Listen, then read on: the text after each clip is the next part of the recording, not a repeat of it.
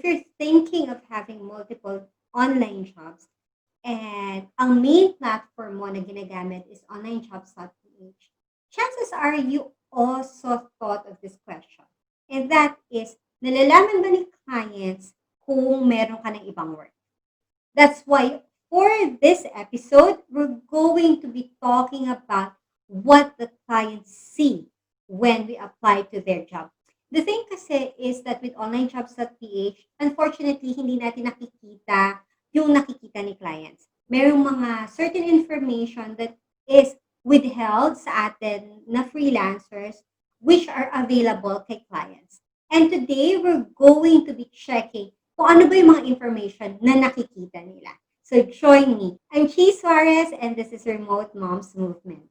Now, before we head on over and check those information, I'd love to invite you over to subscribe to the channel so that you're always updated once we have new videos available. All right, so ano-ano ba sila? Let's go ahead and check them out. So when we apply for jobs, the very first thing that the client receives is yung cover letter natin, yung email na pinapadala natin. Okay, you have to keep in mind that this is when you proactively applied for their jobs and hindi sila yung nag-contact sa'yo. So if you send them a cover letter, then this is what they're going to see. So the very first thing is makikita nila yung name mo, yung title mo is here. They will also see yung basic information mo. So that would be your rate, your availability, your education, and your experience. That will be here. They will also see yung ID proof mo. And at the same time, if you're verified. So makikita nila dito yun. And then, so that's the basic information that they can see. And then, of course, they would be able to see your cover letter. And dito nila makikita.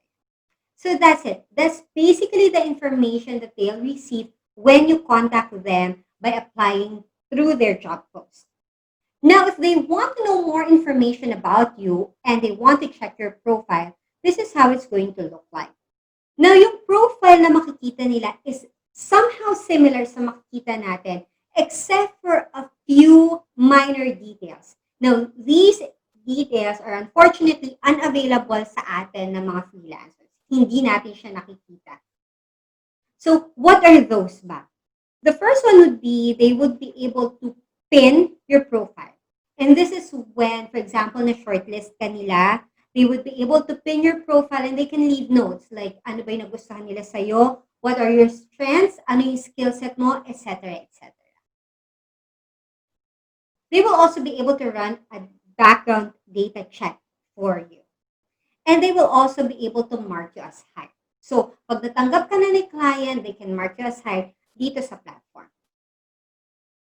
Now, this is the one thing that we've been clamoring for. Tayong mga freelancers, we've been asking for this information kay onlinejobs.ph.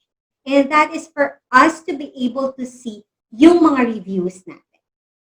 This is what the clients will see. So, once they check your profile, before they can check your skill set, they will be able to see yung review mo. And it will be under the basic information. Yes, hopefully, si onlinejobs.ph will grant that access for us.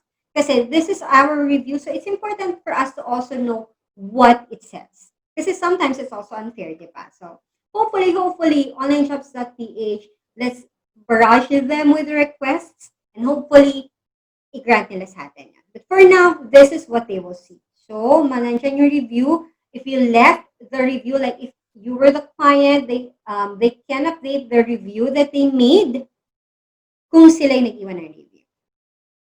Yeah. So, makikita nila kung sino nag-iwan ng review. Makikita nila kung kailan iniwan yung review. There. And then, the last thing that we want to know, lalo na kung naghahanap tayo ng second job natin. So for example, if you have, if you're looking for a part-time job, a second part-time job, another important information that we wanted to know is kung nakikita ba ni client na ina-applyan natin if we have another one. kung meron ba tayong iba pang trabaho. So, this is how it's going to look like sa profile natin. Now, if you were tagged as hired by another employer, makikita yon dito sa current employment status.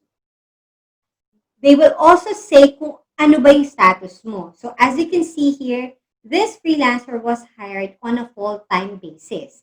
Now, this is very important, especially if you have existing full-time na, and then you're also applying for another full-time job, makikita ni client yun. So, and of course, this is only if tinag ka as hired nung isa mong client. And then, makikita nila how long it has been. So, kung kailan ka na-hire, makikita din ni client. So, those are the information na unfortunately hindi natin nakikita as freelancers, but the clients do. Now, with this information, at least you're well prepared and you can anticipate kung ano-ano ba yung mga information that the clients will see on their end. And then you can prepare beforehand if you're looking for your second job, second or third job, at least you're well prepared. So there. So if you find this video helpful, please like it. And also remember to subscribe to the channel and hit the bell button so that you're always informed once we have new videos available. Thanks again for watching. See you soon.